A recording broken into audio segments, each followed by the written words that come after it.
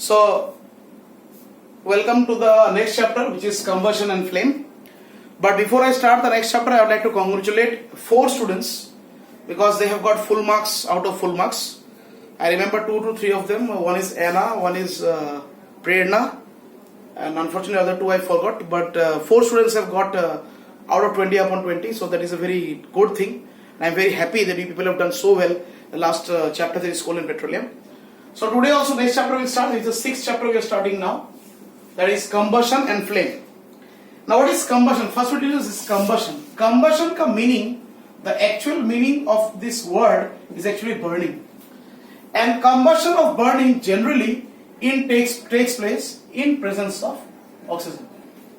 So any substance which burns with oxygen, to give off heat and other products is known as the process of combustion. So basically combustion means burning, and burning in presence of oxygen. So the process in which a substance is burnt in presence of oxygen to give off heat is called combustion. And the substance which burns are known as combustible substance.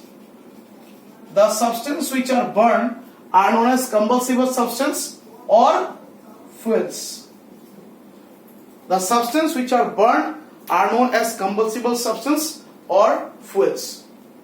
So this is basically the main reason behind combustion. Am I clear?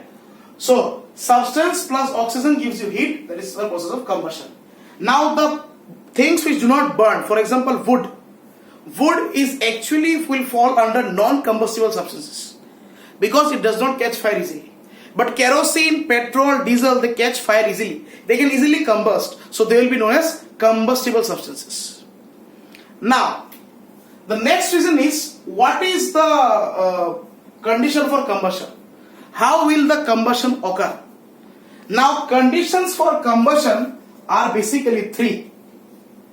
Conditions of combustion are basically 3, and that is point number 1, presence of oxygen, which is a supporter of combustion. Presence of oxygen, which is a supporter of combustion. Point number 2, there should be a presence of combustible substance, because without combustible substance the thing will not catch fire.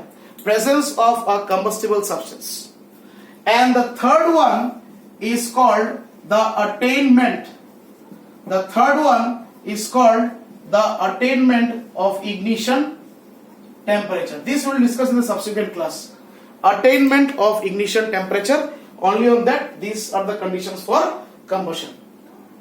Now there is an activity in your book which suggests that air is necessary for combustion. Air is necessary for combustion.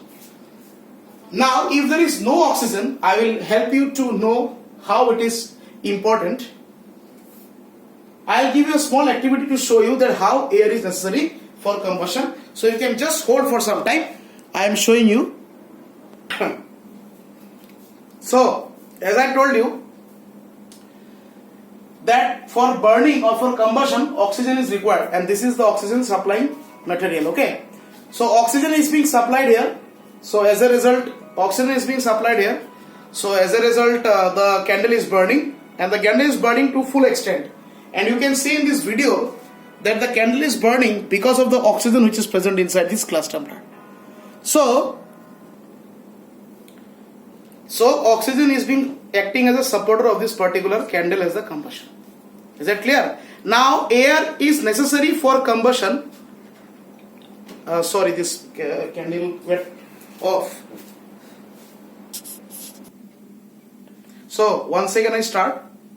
Sorry for the interruption. The candle was not actually properly. So you can see the candle is burning because air is being supplied inside the particular glass.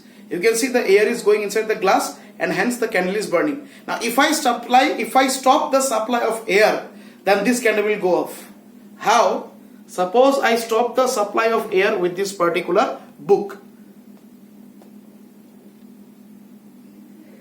I have stopped the supply of oxygen into this by this particular book, and you can see the slowly the, have you seen? Slowly the flame has gone off.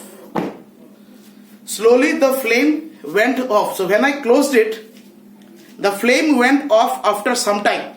Why?